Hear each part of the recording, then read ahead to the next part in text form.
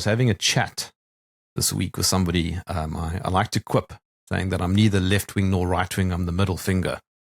And the gentleman responded by saying, but labels do matter. You know, you can't erase language. And I found that quite interesting because to a degree, he's got a point. Like a gardener is somebody who's a gardener and it's his descriptor or a doctor. But if you're talking about something abstract, like an ideological worldview, then labels become less important. No, I think labels become really problematic. I think they're very important because they're so problematic. We like to compartmentalize people. We like to compartmentalize things. But the problem is if you decide for yourself that you're left wing or right wing, then you've automatically got to believe certain things.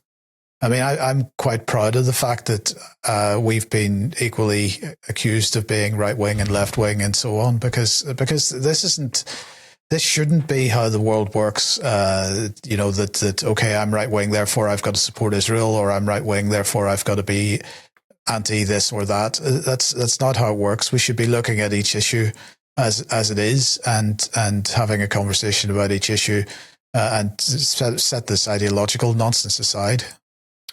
Well, I think it's up to us really as to whether they do create division. I mean, I think that's it's a related issue, but okay, let's take the obvious right or left wing. Why aren't we grown up enough to just consider that somebody who describes themselves as either right wing if you're left wing or left wing and you're right wing, that they just have a different point of view? Ultimately, I mean, we talked about this a little bit before. You would label yourself as such because you believe that you're pursuing ultimately probably the same ends, but just by different means. And I think division is or the sowing of division, the way that division manifests, is slightly a separate issue, but of course, absolutely related. I think also one of the massive problems with labeling, whether it's of people or of things or of concepts or whatever, is it means different things to different people, and that is in some ways deliberate. But I think I think that adds to the confusion. The term left and right wing, I mean, I think most people should know by now that they come from the French Revolution, which was a few centuries ago. They had a reason to exist then because it was literal division of the parliamentary structure. You know, those who were trying to revolutionize the system sat to the left of the parliamentary speaker, and those who wanted to preserve the monarchy sat to the right. The terms now don't mean anything, and I have asked numerous people over the years, will you call me far right? This is now even better. Please define that. What do you mean by that? And every single person you ask has a different definition. And I would say that all the definitions are wrong anyway, because if we look at the so-called political spectrum and we look at the absolute extremes of that, and we look at extreme socialism / communism on one side and extreme right wing / national socialism on the other side, what is the difference between them? So the better paradigm perhaps might be a circle, that once you move too far to the right, you basically end up in the same place as moving too far to the left. But at the end of the day, as I say, these as you've said, these labels are there to divide, and who's who. I think the question that we've all got to ask, no matter what part of the political spectrum we might think we exist in, the question we've got to ask is, who is it that wants that division? And that seems to me to be the best starting place, and perhaps then you discover that person that you're hollering at, who you say is on the opposite side of the political spectrum to yourself, actually is wanting to consider exactly the same issues that you're wanting to consider, and in fact, the enemy isn't on that political spectrum at all. Yes. Well, that was the point I was making. I said, so I was at a gathering of cartoonists a few days ago, some of South Africa's top cartoonists. And the irony is that they all were impressed that I pitched up, because they said, well, that was very brave, because, you're the only right-wing cartoonist. And I found that so odd, because I said to them, what do you mean, though? Like, what does that actually mean? We both want a better society.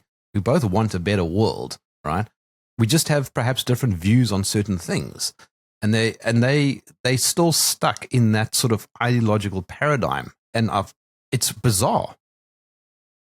Well, I don't think it's that bizarre when you consider the amount of effort that goes into maintaining that particular status quo, because exactly like Mike says, if people are busy fighting with each other and only ever looking sideways and not up, sort of figuratively, then that's ideal. That is absolutely ideal.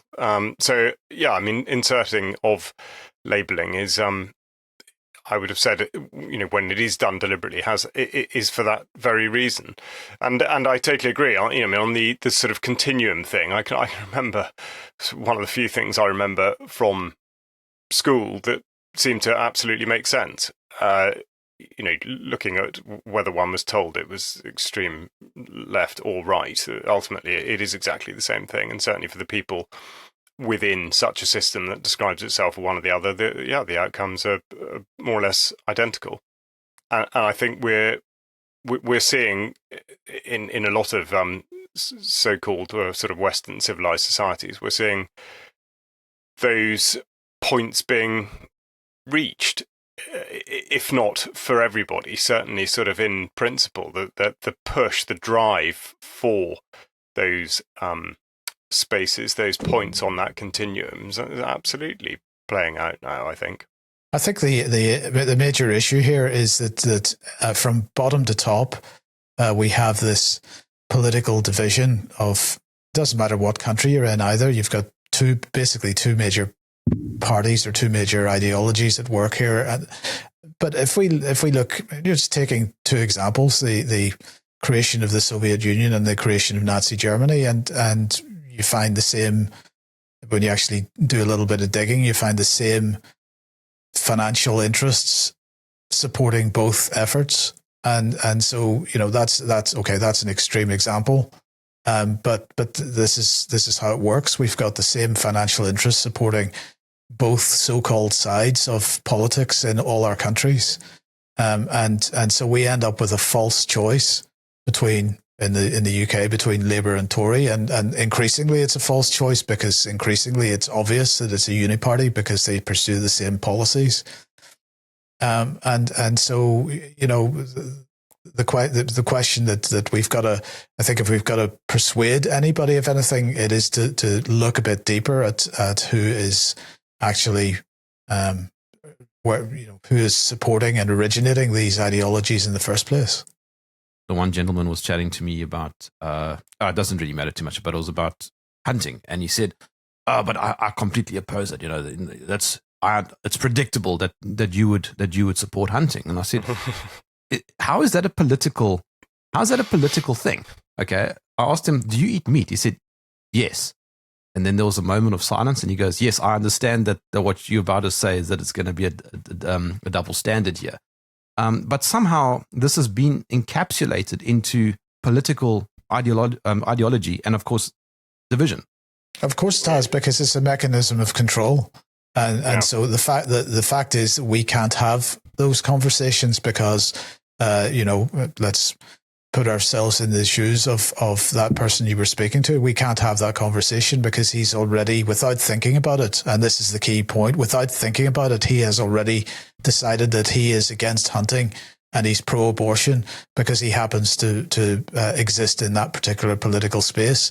The main issue is that once you find yourself in that kind of reality and that kind of thinking, you're immediately switching off your brain at that point. You don't need to think anymore, and this is part of the attraction of it. Of course, you can just consume a whole swathe of policy areas and say, yeah, I support that, and you don't actually have to consider any of the implications.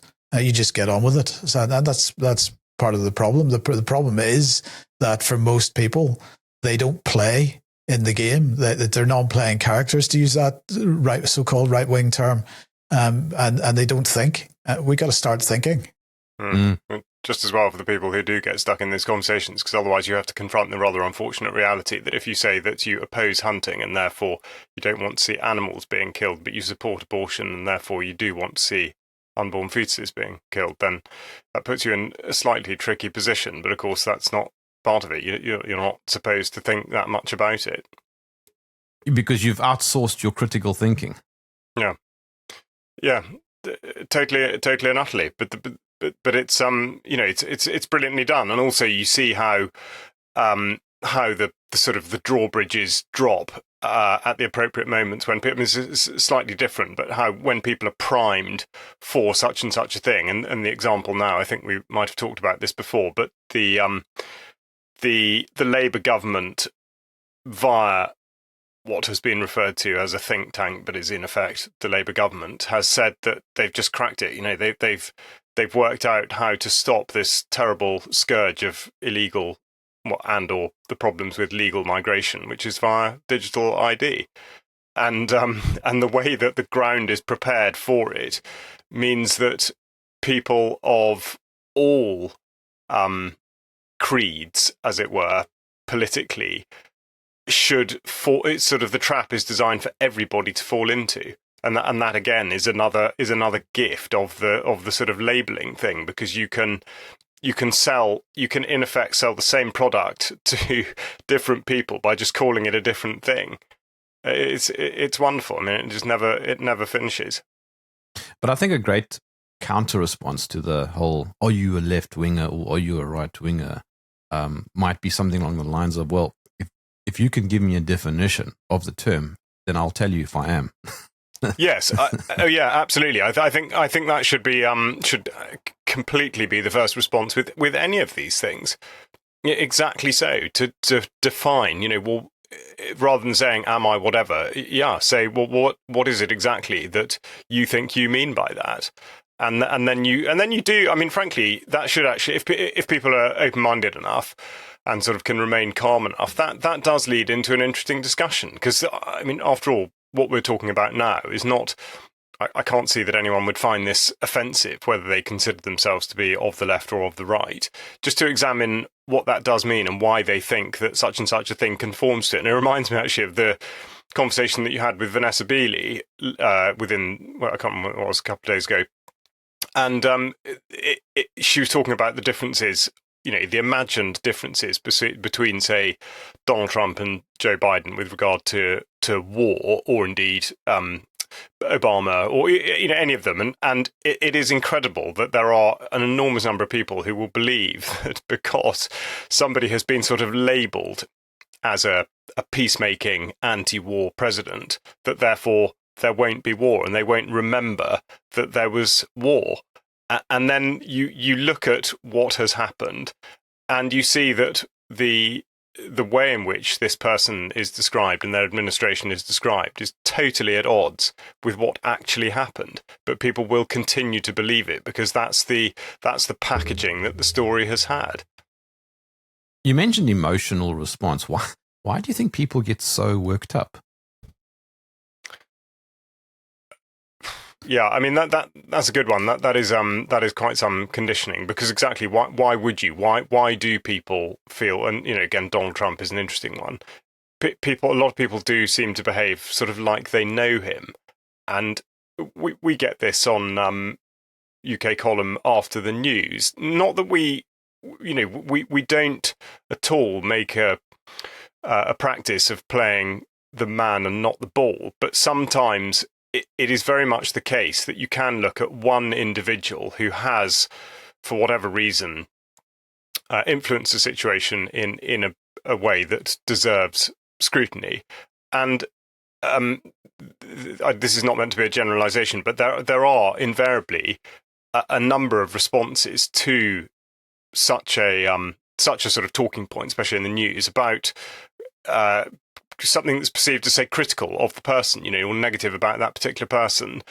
And it's really interesting, because often it manifests, or the way it expresses itself is as though the UK column viewer who's sort of written in about it takes it personally, as though somehow you're savaging member of their family, or even them by extension. And it is interesting. But I think this is one of the things that has been done very successfully. Is perhaps through all these incredible and non-stop forms of media, people's personalities have sort of been imprinted upon those that are absorbing the content, and therefore they do seem to have what they perceive to be almost a personal relationship with that person.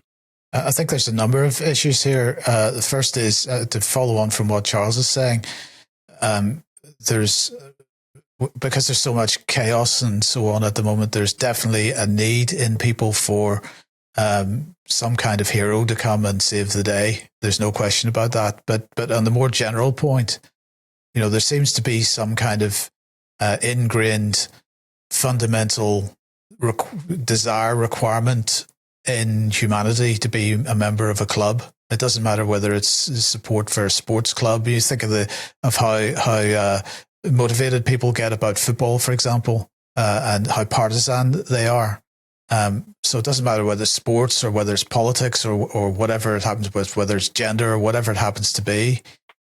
People want to belong to a club, and this is why it makes us so manipulable, because we have that strong desire to be amongst people that think the same way and behave the same way and so on, and this makes us suckers for this every single time. The people that are sort of managing societies recognize how to manage societies, and giving strong brand identity to the various clubs is a mechanism for doing that, and we fall for it every time. It's the Messiah syndrome. No question about that, but also it's because people perceive events locally, nationally, globally, whatever it happens to be. They perceive events as being so big that there's nothing that they as individuals can do about it, because they're just little people. And we it's natural for us to all have this kind of concern and so on, but somehow, because Trump has given the perhaps false perception that he's somehow something special because he happens to own some real estate and a couple of golf courses, and has said some things in the past that people agree with, and nobody seems to. People seem to switch their brains off at this point and say, "Well, okay, he said stuff that I agree with in the past, so I'm going to support this guy because he's going to save the day, and he said he's going to drain the swamp, and he's going to do this, that, and the other thing." Nobody has ever considered the possibility that he has lied all this time. I mean, I'm not saying that he has, but because I don't know the man and I don't know, what his thought processes have been over the years. But nobody has considered the possibility that he has lied his way into the position of President of the United States, and that actually the faith in that individual or any individual is falsely placed. And this is dangerous, because we're effectively giving up any agency that we have. But the fundamental problem here is that people refuse to believe that they have any agency of their own. I think it was Catherine Fitz who made a great comment about a way to look at world leaders. That they're effectively just middle management. I think that that's a good observation, but I think that this is another aspect of the problem that people have. Is that they're always thinking about who's at the top of the pyramid, and that's the target. Well, no, that's not the target. That should never be the target, because the fact of the matter is the people at the top of the pyramid, they hold the purse strings and so on, but they have no direct control over what happens on the ground. And so they need this layer of middle management. If you can disrupt that layer of middle management, you can disrupt their plans. And that I think is where people make a mistake. They're always trying to target the top of the pyramid. They're always worried about who's at the top of the pyramid. Who cares? Doesn't matter.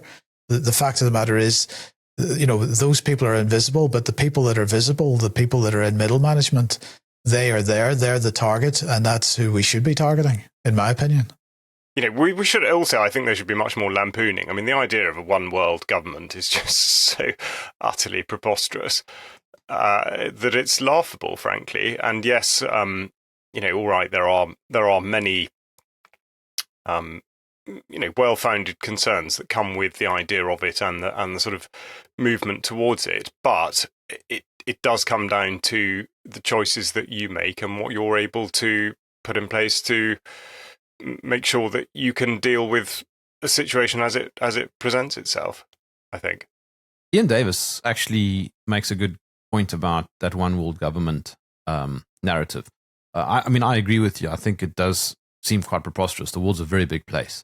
But he argues that one world governance is more plausible. And one world governance, for example, can occur through systems like the UN, which has, almost 200 countries basically agreeing to everything that the UN says. I'll just gently make the point, Jerm, that we've had a one world governance series on the UK Column website since 2010 or so, or 2011. So this has been our point from the beginning. This isn't about one world government, because of course that is simply not possible. Even if you have some kind of Politburo in the UN or whatever organization is supposed to be at the top of that particular pyramid. Of course, there has to be government at various strata and in various parts of the world, various regional assemblies and so on.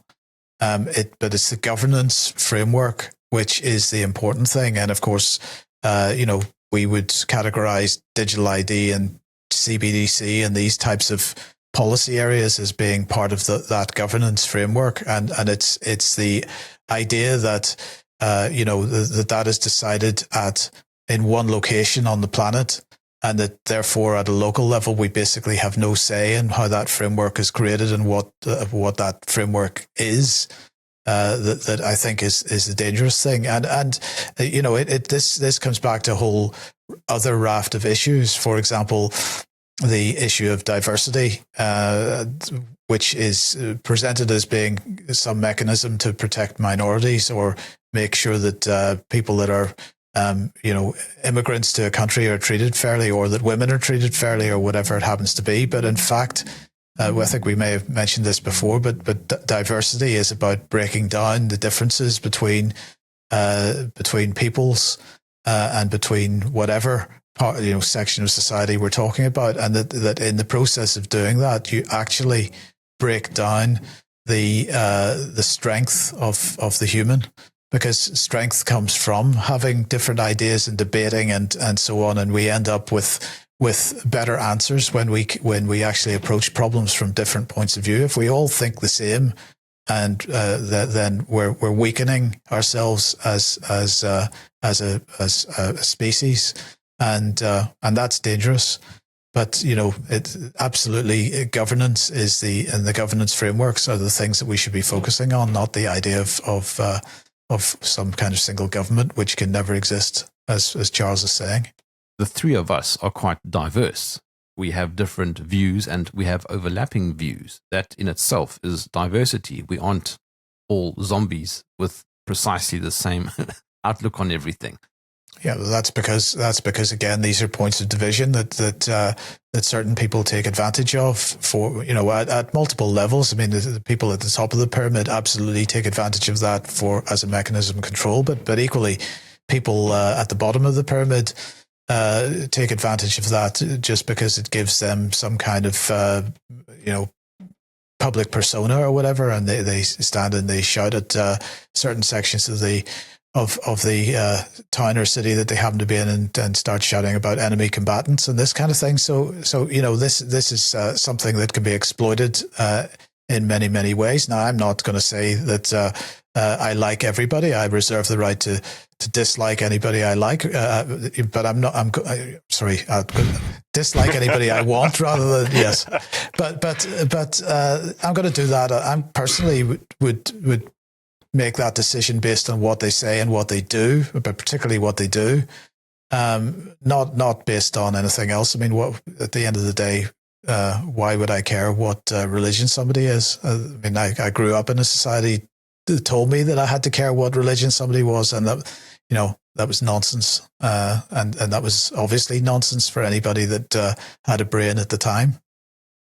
And I mean, too much diversity in any event is not a good thing. South Africa on a macro level is a good example of that. But on a more micro level, if you're on a tour bus and there are, let's say, 30 people from different countries, and they're all speaking different languages, you're going to really get nowhere until you hear that one person speaking perhaps English, and you go, there's somebody, and you want to go and sit next to them so you can at least chat.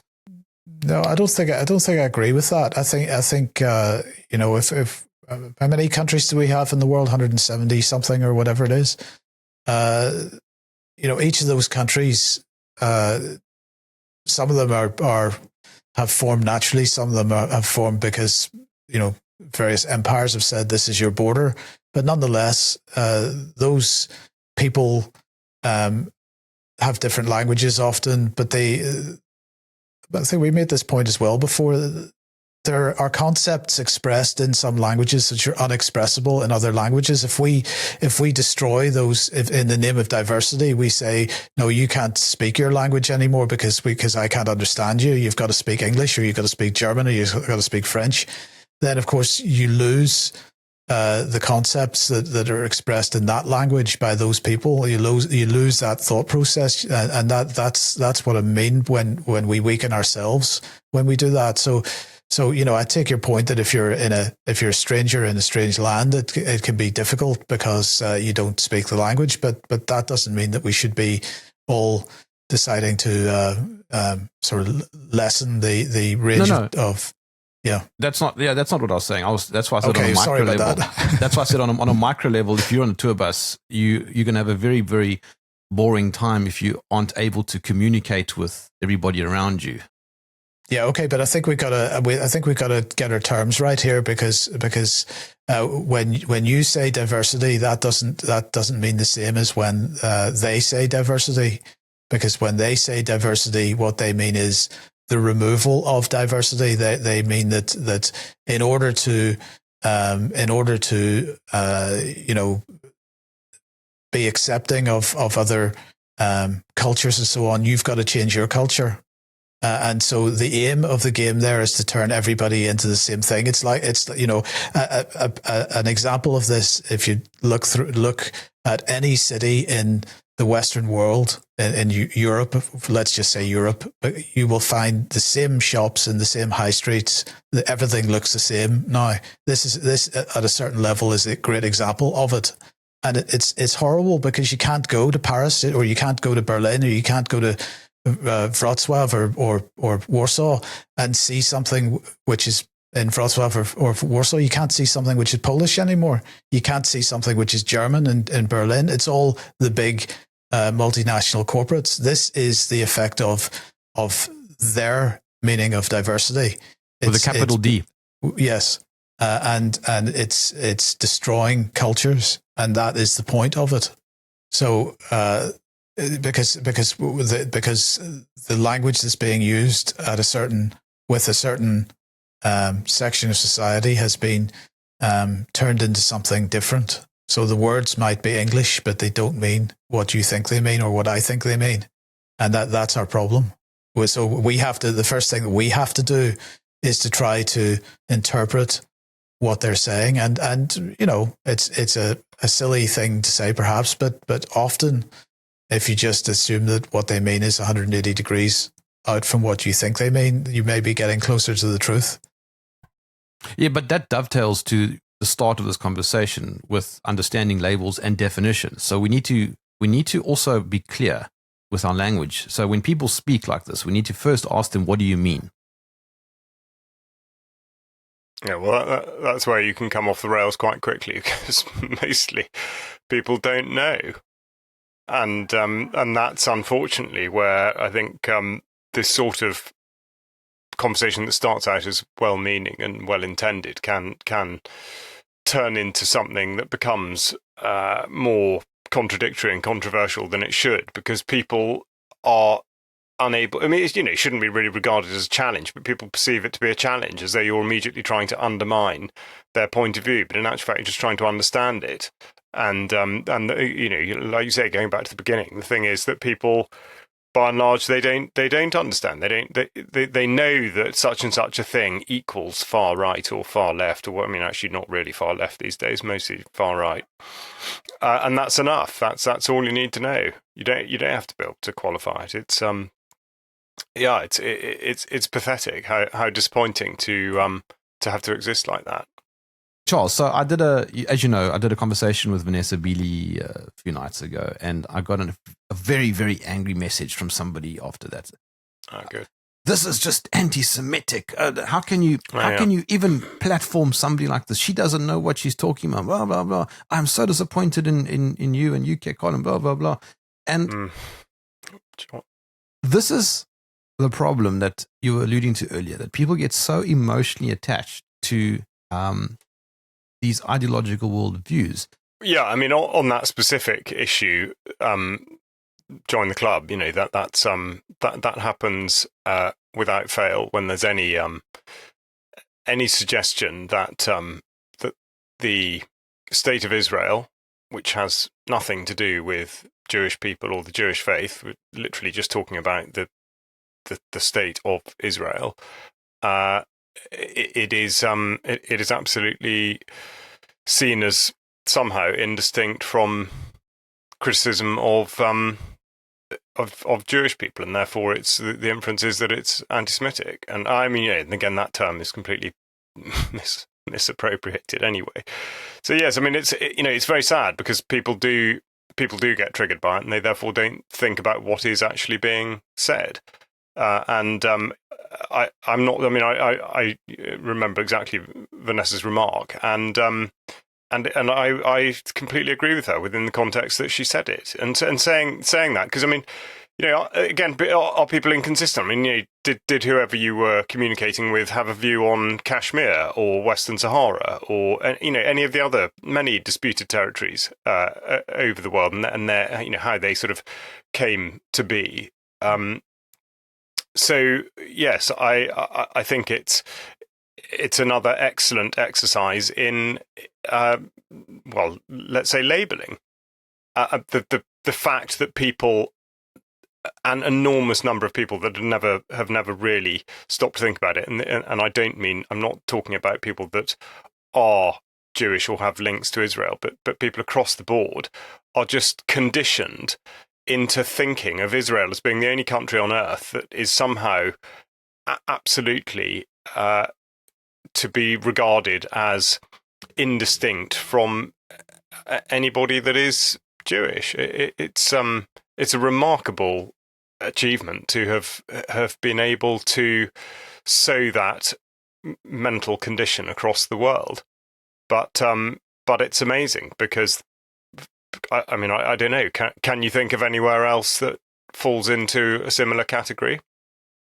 The other point I would make about this is, of course, that reaction from that person to what Vanessa said was, first of all, a knee-jerk reaction. They reacted immediately without thinking, based on, I'm speculating here, but probably based on ideological lines. But they did so without considering who and what Vanessa Beeley actually is, and maybe don't know anything about her. And so, the fact that she lived in Gaza for a while, the fact that she's lived in Syria for so many years, the fact that she has been on the ground, on the receiving end of a lot of what Israel has done over the last number of decades, but also her family background as well, and the fact that she was the daughter of a British diplomat who ended up carrying the can for the Suez crisis and so on. And so she has quite a bit of direct knowledge of the situation that many of us don't have.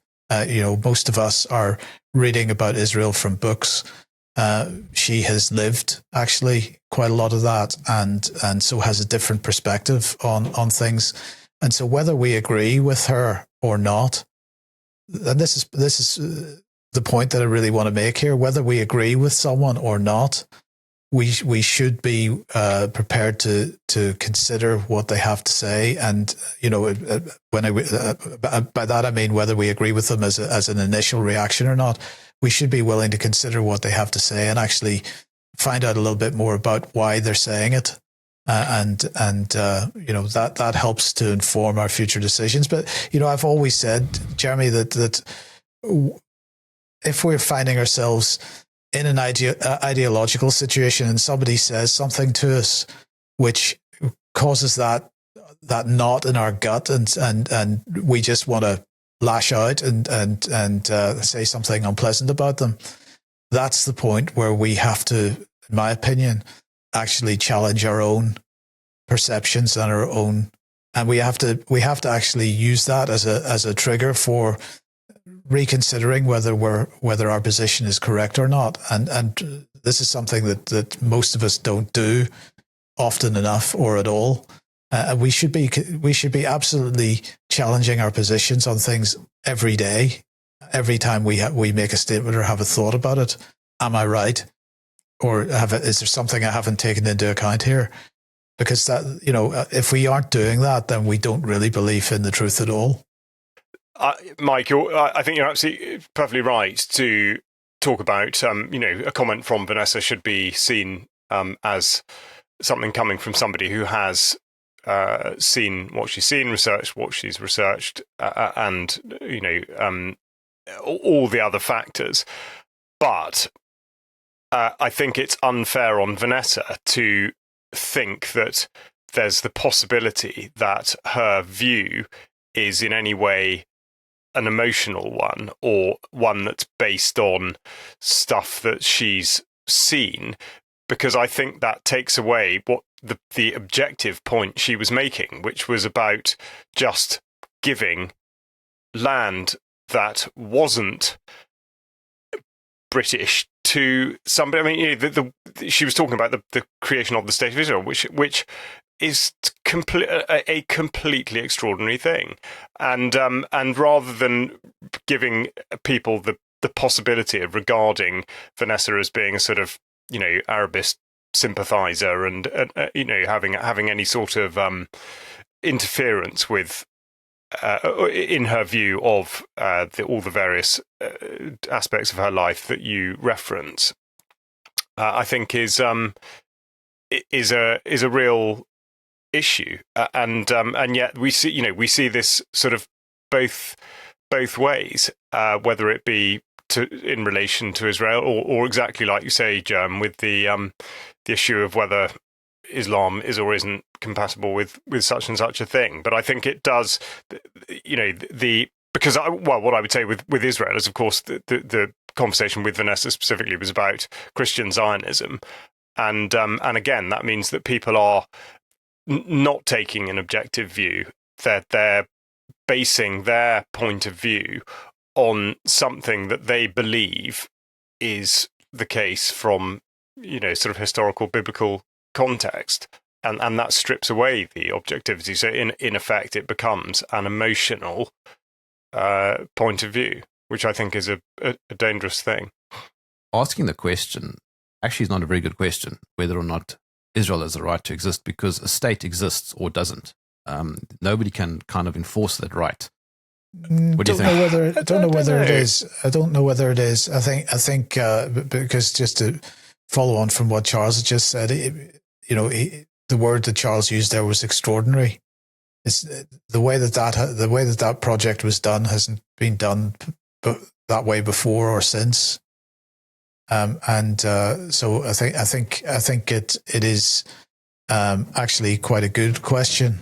And it's one that needs to be discussed much more, not less, would be my suggestion on that. Yeah, I agree. But I mean, I who think gives it the right, though? Sorry. Just to draw out because the inference, what does one infer from the question? And again, that's you have to ask yourself, well, what is it you're reading into that question? Because what you should mean, but sorry, not what you should, but what I think you mean by that question is was the way in which the State of Israel was created correct? What was that? Was that to follow a process that that was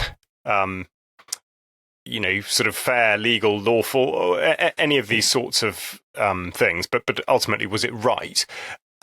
As opposed to, does that question mean that all Jews should be wiped off the face of the earth? Well, what a ridiculous thing to try. I mean, there are Jewish people outside the State of Israel, and there are non-Jewish people within. So it makes no sense on that basis, but you can bet that people will infer from that question that that is what you mean by it, and indeed an answer that Vanessa gave in saying no, it shouldn't.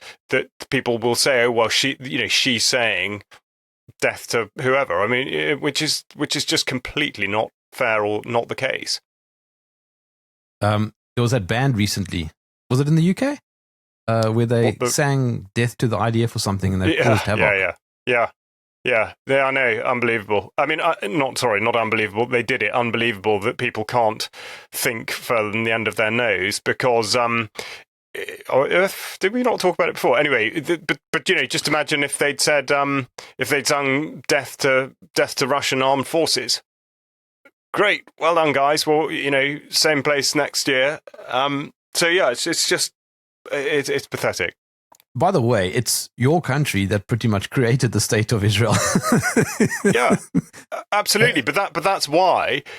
But that is why. Going back to the specifics, then that's where it does come into play. The fact that Vanessa does know what she knows and has lived what she has, and that her father was a diplomat, during that sort of period.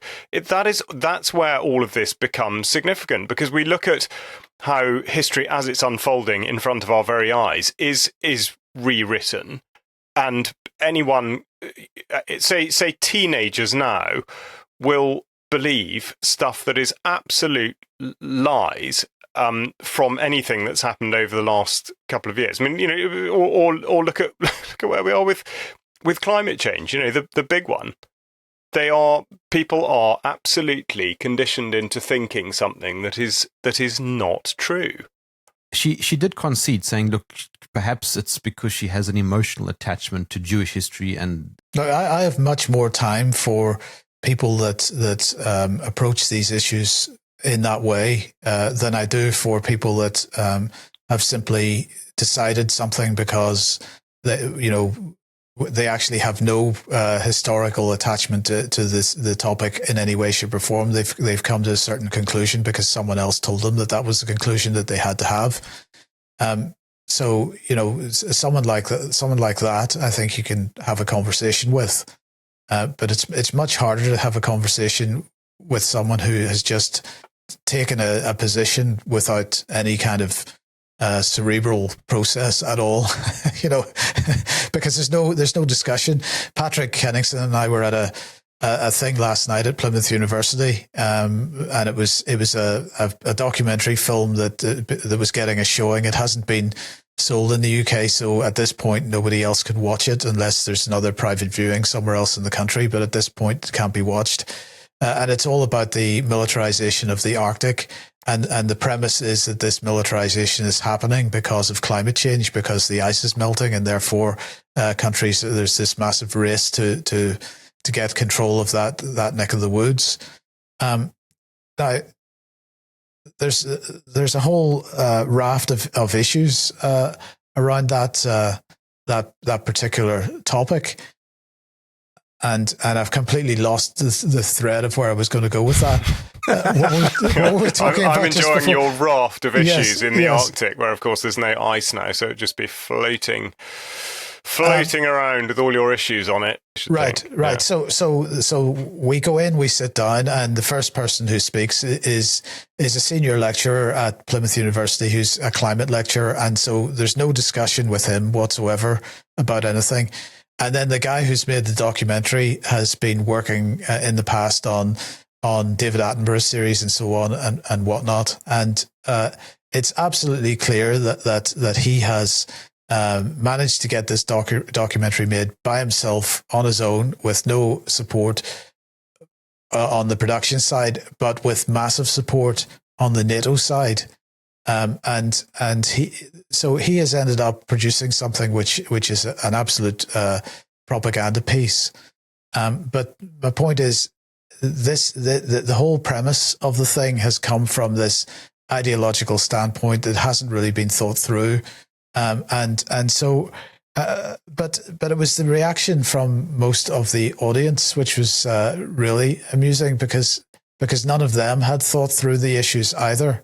And so they have been presented with this piece of work, which they have consumed and there was no, in the Q&A at the end, there was clearly no thought process. I mean, for example, this is all part of this militarization of the Arctic is all happening because the ice is melting. And the bad guys in this are Russia and China. But China is spending more money now on building icebreakers than they ever have in the past. And I'm thinking, well, hold on a second. Why are they investing in icebreakers if the ice is melting? Right. So the whole argument is internal. Nobody in the room got this. Nobody in the room could understand this concept. Aren't they just thinking ahead to 2030 when global emissions have dropped to below zero and all the ice comes back? I couldn't comment on that. I mean, and Russia the same. They're building nuclear powered icebreakers, right? Yeah. So why are they doing this if the ice is all melting? It's the lack of thought and consideration in that room for what they were being presented with was off the charts. It was amazing, and I'm not sure whether that is the point that I was originally intending to make anyway. But I'll make that point because it was quite an incredible experience just to be in a room with 100 and 150 people watching this documentary and listening to them speak afterwards. Quite amazing. The further you go through life, the more, perhaps, as a generalization, the more evident it becomes. It is, I think it is harder to change your responses to things or the way you do think about things or your behaviors, the further you go through life. Again, I know there will absolutely be people listening who will reject that out of hand at a personal level, which is fine.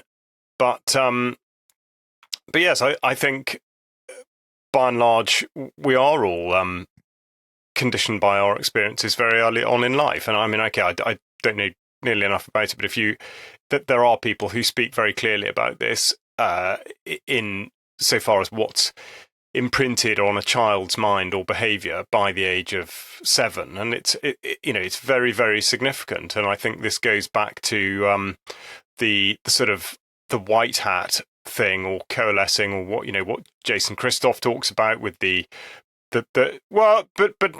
idea that either you do grow up as okay, there are variables here, but the idea that you do grow up as somebody who is looking to be part of a group and needing those sorts of lifelines as you perceive them, or you're not. And I don't think that, broadly speaking, people change in that fundamental sense. And I remember this coming out. Mike and Brian and I went to a pub in Plymouth a couple of months ago, and we were chatting to people, and these stories were being shared about how, because I think there are a number of people there who sort of described that they'd woken up during the COVID thing, and there was a lady there who had I can't forget actually whether she was she was either working in a care home or in a sort of medical setting. I can't remember which it was. I think maybe she was a nurse, and she was talking about how her conscience wouldn't let her continue to do the things they were being asked to do. And I asked her whether she was sort of surprised by that, and could she think of other instances in life? And it was something she'd never really examined. And it was very interesting, her response, because she just sort of thought back and thought that actually there were many other instances in which she had effectively expressed the same sorts of behaviour, but of course it hadn't been controversial because it wasn't largely out of kilter with what the people around her were doing or thinking. So I think that who we are is shaped from a very early age, and that does inform the way that we will go on to think about things, even if we're always learning stuff. But I think there is definitely a difference between learning, processing information and then forming points of views or judgments. A friend of mine made a comment about a year ago. He said to me, "Human progress, the myth." I'm going to say I'm not sure whether that's entirely true, because the fact of the matter is that when we live in an environment that's Neolithic times or so on, there's certain things that we need to do to survive that we don't need to do anymore. So, what proportion of people actually would know how to do something basic like kill an animal and prepare it for eating and so on? Is that progress? I don't know, but anyway, the point is, I think the problem that humanity exhibits is that we don't recognize the section of humanity which, whether we want to call them sociopaths or psychopaths or whatever, which inevitably ends up at the top of the pyramid. I think that section of humanity certainly doesn't progress, and because they effectively control the purse strings and drive policy and drive societies and so on, we find ourselves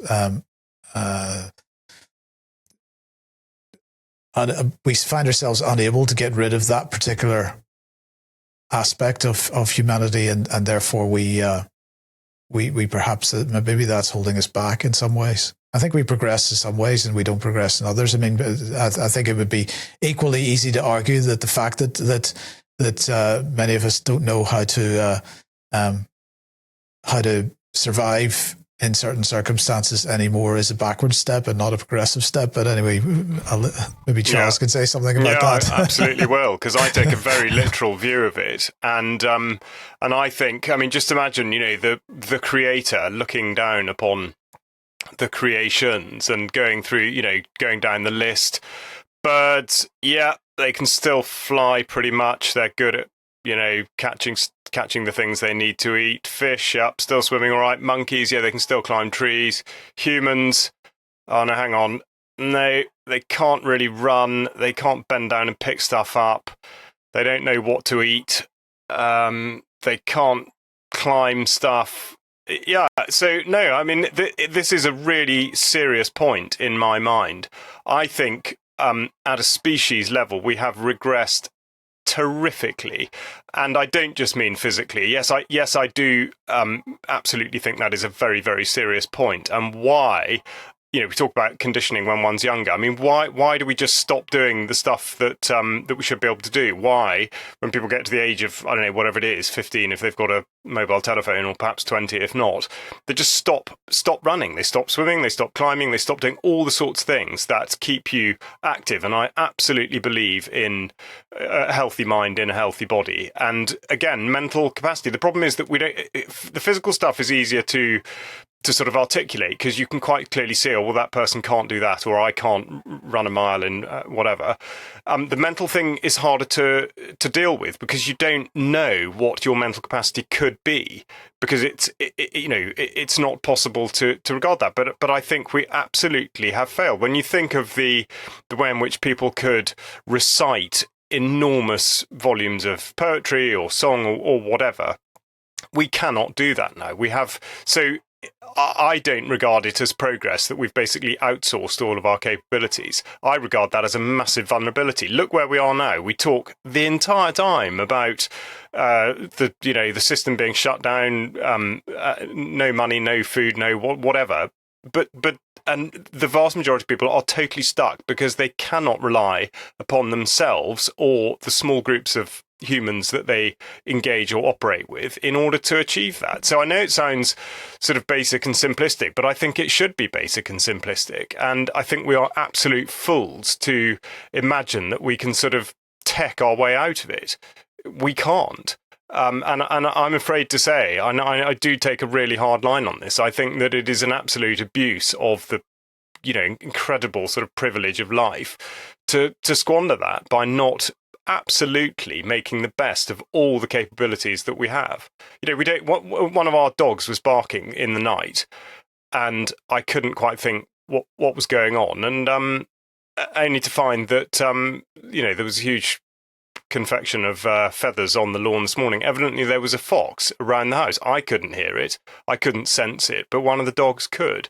So yeah, we have lost ground, and we need to regain it. It's not all doom and gloom. I'm reading an excellent book about Crete during the Second World War at the minute, and the incredible feats of sort of endurance and everything else by the Cretans, and I dare say that persists to an extent to this day. Anyway, I know we've got to wrap it up, but yeah, we have not progressed in many respects. We need to reclaim that ground. Thank you for this week's banter. I'll catch up with you next week.